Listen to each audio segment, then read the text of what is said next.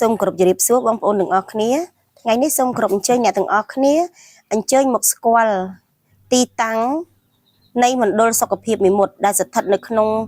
ឃុំមេមត់ស្រុកមេមត់ខេត្តត្បូងឃ្មុំឥឡូវយើងធ្វើដំណើរចេញពីស្រុកប្រតិបត្តិមេមត់ធ្វើដំណើរតាមផ្លូវបេតុង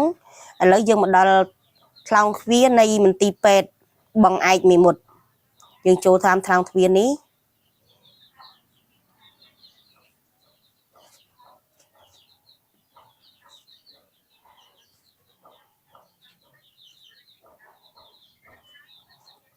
ឃើញថាឥឡូវនៅមន្ទីរពេទ្យបងឯកហ្នឹងក៏មានរៀបចំសួនច្បារស្អាតដែរថ្ងៃណាមួយខ្ញុំនឹងថតសួនច្បារឲ្យបងប្អូនមើលឥឡូវយើងចូលមកក្នុងតាមថ្លោងទ្វារមន្ទីរពេទ្យបងឯកហើយយើងងាកទៅខាងស្ដាំដៃនេះធ្វើដំណើរទៅត្រង់បើយើងទៅត្រង់ទៅកន្លែងសង្គ្រោះបន្ទាន់ខាងនេះកន្លែងអាគារមិត្តជួយមិត្ត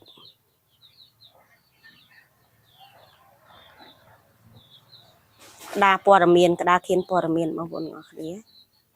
ចាយើងងាកមកខាងស្ដាំដៃគឺមណ្ឌលសុខភាពមេមត់ចាកន្លែងហ្នឹងដែលហៅថាមណ្ឌលសុខភាពបងប្អូនអញ្ចឹងក៏មានការយល់ច្រឡំអ្នកខ្លះទៅគាត់ចង់ទៅរកមណ្ឌលសុខភាពបែរទៅរកមន្ទីរពេទ្យវិញអញ្ចឹងមណ្ឌលសុខភាពនិងមន្ទីរពេទ្យអត់ដូចគ្នាទេណាបងប្អូនទាំងអស់គ្នាសូម្បីតែខ្ញុំក៏អញ្ចឹងដែរបងប្អូនទាំងអស់គ្នាកាលពីមុនពេលដែលខ្ញុំទៅមណ្ឌលសុខភាពខ្ញុំច្រឡំទៅសួរគ្រូពេទ្យនៅមន្ទីរពេទ្យទីពេទ្យបងឯងទេបងប្អូនហើយទៅសួរធ្វើមិនគាត់ដឹងថាវាមានការអីមិនម៉ាអីចឹងណាបងប្អូនហ្នឹងហើយចាមន្ទីរពេទ្យបងឯងគឺមានទទួលតែអ្នកទៅយើងមានជំងឺធ្ងន់ធ្ងរយើងចង់សម្រាប់ពេទ្យចឹងដើម្បីតាមដានព្យាបាលជំងឺចឹងណាបងប្អូនហើយចំណាយមណ្ឌលសុខភាពគឺយើងទទួលពិនិត្យជំងឺទូទៅសុំពិនិត្យសុខភាពហើយយើងអាចយកថ្នាំមកសម្រាប់ព្យាបាលនៅផ្ទះបាន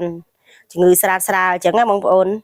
ហ្នឹងហើយអ្នកខ្លះទៅគាត់ជំងឺធ្ងន់គាត់បែរជាមកអង្គុយចាំគ្រូពេទ្យវិញហ្នឹងហើយនឹងអង្គុយចាំគ្រូពេទ្យស្មានតែកន្លែងមណ្ឌលសុខភាពហ្នឹងកន្លែងមន្ទីរពេទ្យហើយគាត់ចេះឆ្ងល់ថាមិនបានគ្រូពេទ្យអត់សួរគាត់តាមពិតបើស្រាលលោកគ្រូពេទ្យឲ្យចូលតាមវគ្គតាមឃ្លាអញ្ចឹងណាបងប្អូនហ្នឹងហើយអ្នកណាមកមុនចូលមុនអ្នកណាមកក្រោយចូលក្រោយហើយគាត់ចេះតែចាប់អារម្មណ៍ថាពេលគាត់ឈឺធ្ងន់អត់មានឃើញគេមកសួរគាត់ចាអញ្ចឹងក៏សូមចំណុំពរដល់លោកគ្រូអ្នកគ្រូពេទ្យបើសិនជាឃើញពីមានអ្នកជំងឺទៅរៀងប្លែកអីហ្នឹងហើយទៅមណ្ឌលសុខភាពគាត់មានដូចរៀងដាក់គាត់សម្រាប់នៅលើកន្លែងទទួលភ្ញៀវកន្លែងអង្គុយរបស់ភ្ញៀវទទួលរងចាំហ្នឹងសូមជួយសួរគាត់ផងគីឡូគាត់ច្រឡំទៅមន្ទីរពេទ្យឯងបែរជាមកមណ្ឌលសុខភាពវិញចឹងចាឲ្យលោកគ្រូពេទ្យអ្នកគ្រូពេទ្យនៅខាងមន្ទីរពេទ្យក៏ចឹងដែរព្រោះអីមុតហ្នឹងខុសគេដោយសារតែមណ្ឌលសុខភាពហើយនឹងមន្ទីរពេទ្យហ្នឹងនៅកន្លែងជិតគ្នាអញ្ចឹងធ្វើឲ្យប្រជាពលរដ្ឋហ្នឹងគាត់ច្រឡំអញ្ចឹងបើសិនសិនទៅជាប្រជាពលរដ្ឋយើងទៅមានការយល់ច្រឡំអីសូមលោកគ្រូជួយជំរាបគាត់ផងកុំខឹងគាត់ចាហ្នឹងហើយប្រាប់គាត់ទៅគាត់អត់ដឹងច្បាស់ហើយក៏ជំរាបជូនបងប្អូនប្រជាពលរដ្ឋយើងដែរនៅមណ្ឌលសុខភាពគឺមានបម្រើសេវាផ្សេងជាច្រើនជាពិសេសតាក់ទងនឹងជំងឺមិនឆ្លងអញ្ចឹងបងប្អូនទាំងអស់គ្នាជំងឺមិនឆ្លងដូចជាឡើងឈាមដូចជាទឹកនោមផ្អែមឬក៏អីហ្នឹងមណ្ឌលសុខភាពមានបម្រើសេវាជូនបងប្អូនប្រជាពលរដ្ឋហើយតាមវីដេអូដែលនេះខ្ញុំបានថតឲ្យបងប្អូននេះមើលនេះឃើញថា